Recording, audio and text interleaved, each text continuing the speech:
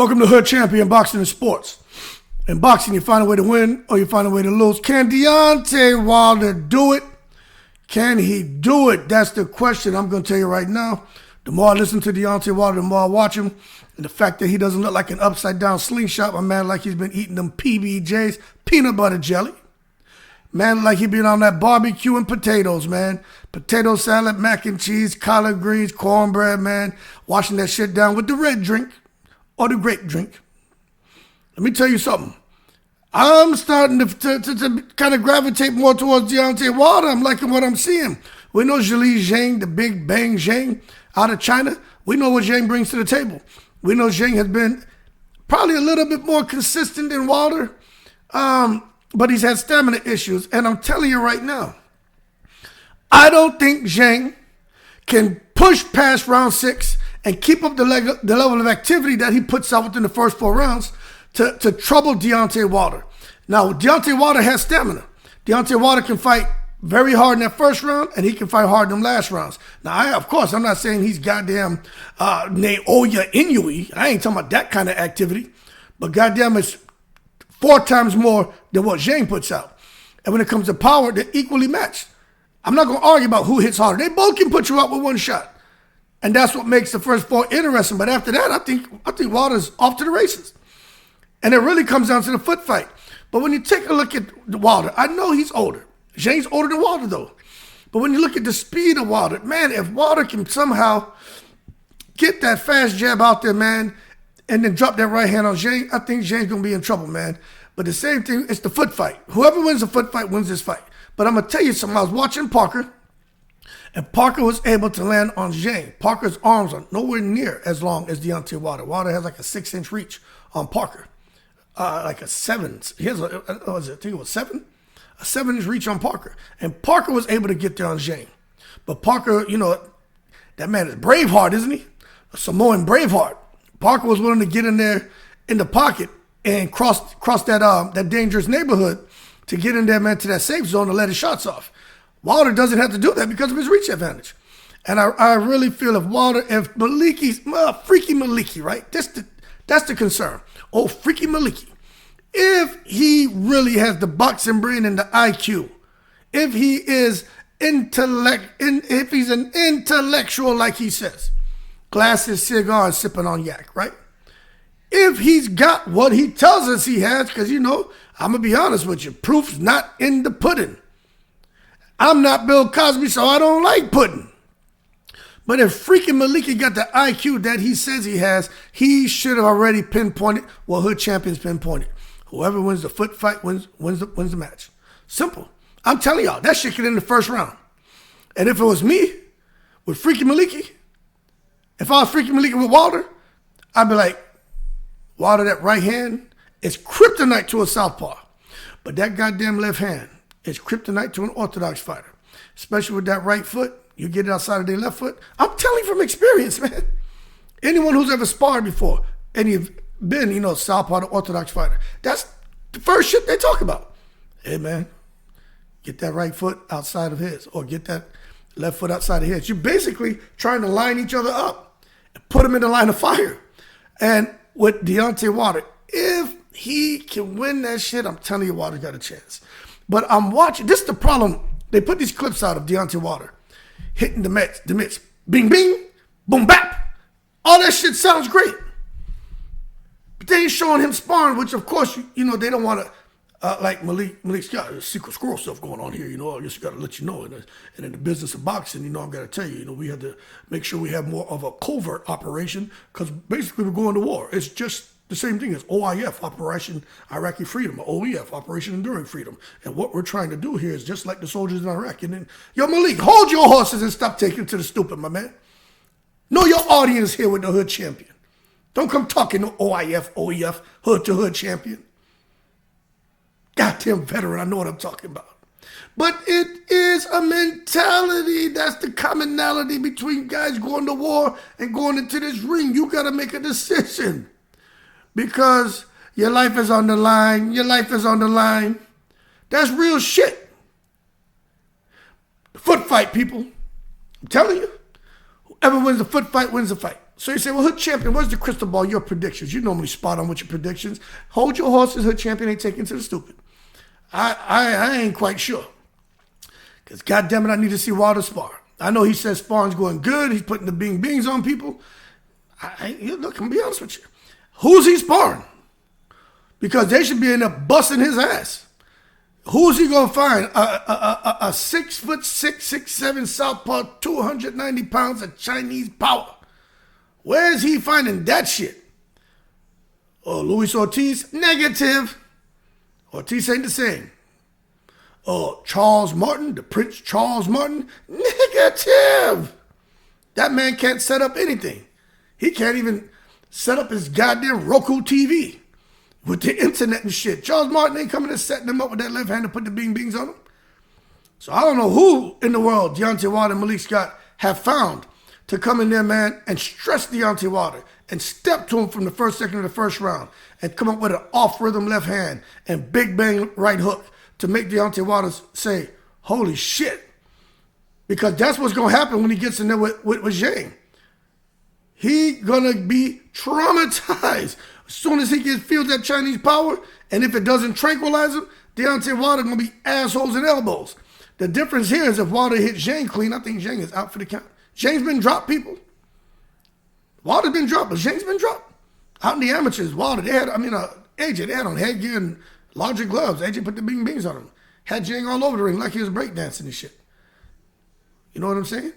So now you go come in here with Wilder and people listen to act like Wilder can't do it. Now, I understand Zhang being the favorite. I understand him being the betting favorite.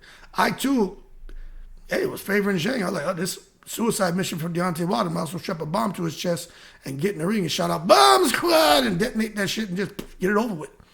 Because this goddamn Zhang ain't no joke. But when I sit back and really watch, Deontay Wilder must let his hands go. You look at what this man come to sport of boxing for. Still knows the price of milk. Look at everything he's gone through in his career. What did Shelly Finkel do for Deontay Wilder? But what did Deontay Wilder do for Shelly Finkel? A whole lot. But what did the Finkelster? What did the Finkelster do for Deontay Wilder? LaShawn Wilder. From what I'm saying, ain't really the shit that Eddie Hearn could have done for him. What did Al Heyman do for him? Hey, got him paid, made him a millionaire, right? Took care of him, right? But it's nothing near the level of what Eddie Hearn could have done for him. The man had an opportunity to fight for Undisputed. You telling me nobody over there had the goddamn brain to be like, let's get beyond this shit they're talking about here. We're talking about over $100 million guaranteed for 3 fights. Over $100 million for 3 fights. Yeah, you want to make sure you're being treated with respect and treated as a champion, and you don't want to be watching another man's pocket, but the things you have control over, you need to control. And you're going to get $100 million and a chance for Undisputed 2 times. Right? Brazil, Joshua twice. Somehow, the Finkelster and Wilder walked away. But I understand because the zone came out and said they didn't treat him right. So if you ain't comfortable, you ain't comfortable. I even gave the story about me in a big-ass house I was going to buy and didn't like the bullshit they were playing. And I wanted it. Big-ass crib. Big old crib, like a goddamn mansion. Some would consider it a mansion out here. It's up to 5,000 square feet. And I ended up coming and getting another crib that's like 4,500 square feet because I didn't have to deal with the politics and the bullshit. They kept trying to add shit on. I'm like, yo, that's not what we talked about. So I wasn't comfortable going forward. I'm like, well, what else is going to pop up? So I found another. So I understand when you're in negotiation with people and you feel like they ain't giving you a fair shake or they're trying to take advantage of you or there's too many little hidden things that they won't put in the contract or they're adding to. I went through that. Yo, I blew that real estate agent out the water. Blasted his ass out the water with the builder. So with Deontay Wilder, I understand something wasn't right, but still, hey, I ain't gonna lie. Sometimes I look at him like, damn, my wife, I'm like, yo, I should have bought that crib. Shit was it. But we would have gone into that being uncomfortable. We're very comfortable with the other decision we made. I bought plenty of homes, man. All kind of land and shit. So I've been through the process. I know when somebody's trying to screw me, and I think Wilder experienced that. But at the same time, he's sitting back now. And he's like, shit, now he wants to fight for Undisputed. Now he wants to unify. Now he wants to do all these things. It's like, I guess you might as well try to get it while the getting's good. But this goes to show you that Wilder is a guy that needs to be what he tells us he needs to be. Love, feel love, positive energy around him. This man was over there with Al Heyman. He was over there with Leonard Allaby and those guys, right? And Wilder was out there even talking about Eddie Hearn's a slave master. Out there for the white man this, right? Remember he was talking all that shit? Because he spoke from his heart, and that's how he felt. He from the South, man. I'm telling you. Let me tell you, man. I spent a lot of time in the military around people from all over the world. And them people from the South, they really, and this just ain't a black or white thing. This is everybody I met from the South, especially Alabama, Georgia, and them places, man. There's some shit that they grow up and they still deal with, man, that ain't fair. And then, unfortunately, some of that shit is handed down through the generations to either dislike or whatever. So I can understand Wilder's mentality being from Alabama. I went to a leadership course out there. That shit is ass backwards, man. I went out there. Let me tell you, that shit is ass backwards. I was like, I can't wait to get out of here. I'm not saying everybody's like that. But the majority of people I met who are from the South, they got some stories for you that will blow your mind if you're not from the South. Be like, that shit really going on? So I can understand the mentality, but you can see he's evolved, he's grown.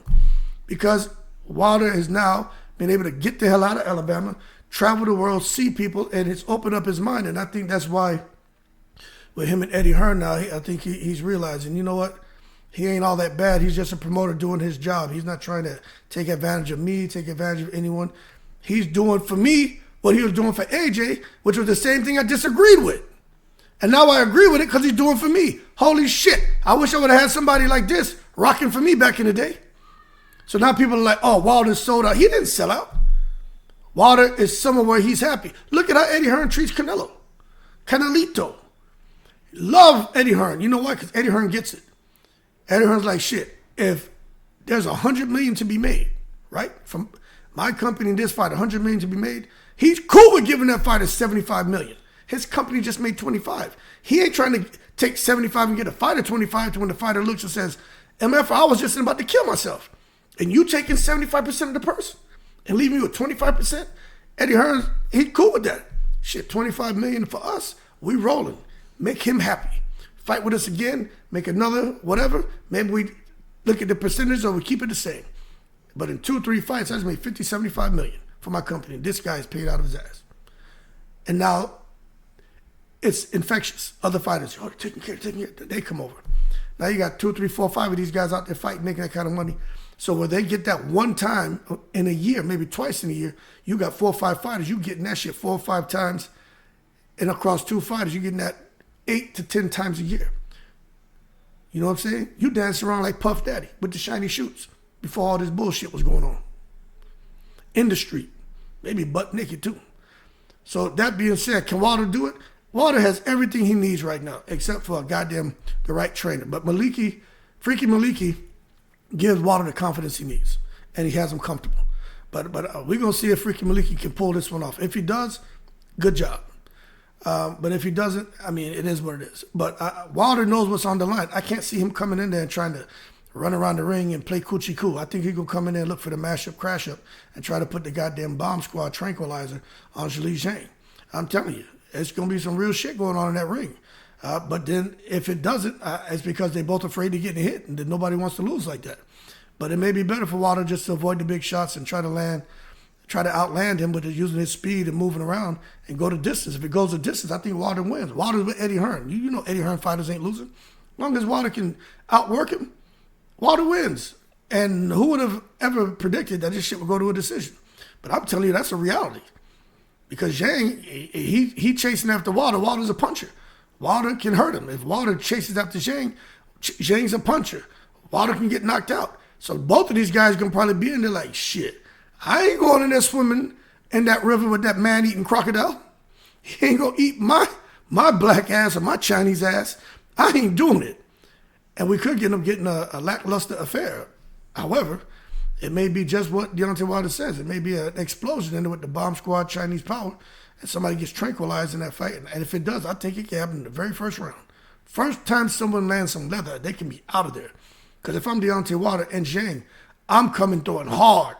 I ain't waiting to try to throw hard round 6, 7, and 8.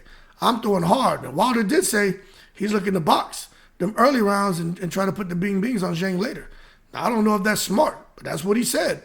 So we'll see. That being said, can Wilder do it? Can Zhang do it?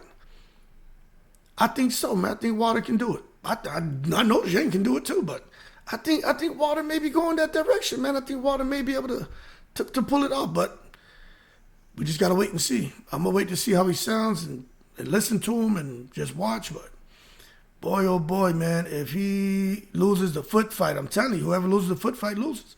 Whoever loses the foot fight, I'm telling you, it's over. Y'all can sit there, man, and mark my words on that. And we'll come back to what I'm saying. The person who wins the foot fight, they're gonna get the W. All right? Keep cool, I'm in the breeze.